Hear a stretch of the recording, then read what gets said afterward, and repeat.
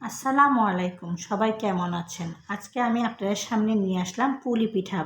আমি আজকে বাসায় পুলি পিঠা তৈরি করব, তাই পুরো ভিডিওটা আপনাদের সামনে নিয়ে আসলাম।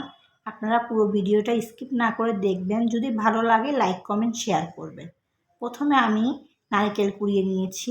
তারপরে আমি একটা কড়াইতে পরিমাণ মতো নারকেল এবং পরিমাণ মতো চিনি দিয়ে এটাকে ভালো করে নেড়ে চেড়ে আমি ভেজে নিব। 10 মিনিট ভাজা হয়ে গেলে আমি অপর পাশে এটাকে রেখে দেব।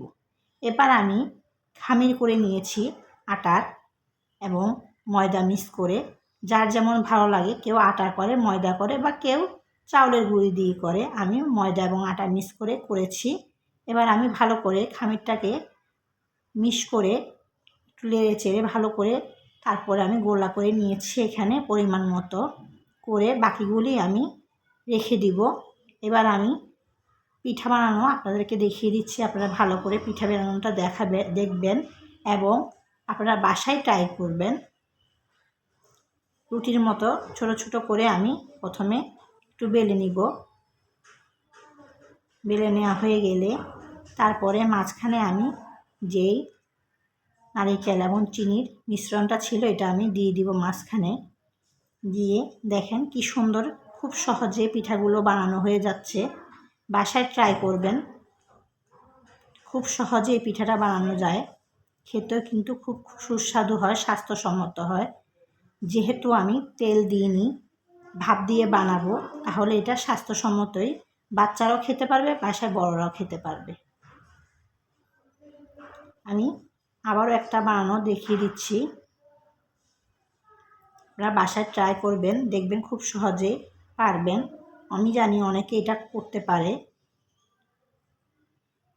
এই পিঠাটা কিন্তু খুব সহজে বানানো যায়। 10-15 মিনিটের মধ্যে হঠাৎ আপনার বাসায় মেহমান আসলো, আপনি করে দিতে পারবেন। এবার আমি বাকি পিঠাগুলো বানিয়ে নিব ব্যাক ক্যামেরায়। দেখেন আমার পিঠাগুলো বানানো হয়ে গেছে। এবার আমি পিঠাগুলো ভাপে দিব। আমি রাইস কুকারে পরিমাণ মতো পানি নিয়েছি। এবার আমি রাইস কুকারে এটাকে ভাপে দিব। আপনাদের বাসায় যদি রাইস কুকার না থাকে, আপনারা হাঁড়িতেও দিতে পারবেন। আমি একে একে পিঠা সবগুলো বসিয়ে দিব। এই পিঠাটা কারা কারা খেতে পছন্দ করেন কমেন্ট বক্সে জানাবেন এবং আমার পিঠা বানানোটা কেমন হয়েছে সেটাও জানাবেন। এবার আমি পিঠাগুলো একে একে দেওয়ার পর আমি এগুলোকে ভাপে দিব। দিয়ে দিলাম। 10 মিনিট ভাপে দেওয়ার পর আমি আপনাদের সামনে পিঠাটা নিয়ে আসব। এই দেখেন আমার পিঠাটা হয়ে গেছে। ভাপে দেওয়ার পর এমন হয়েছে।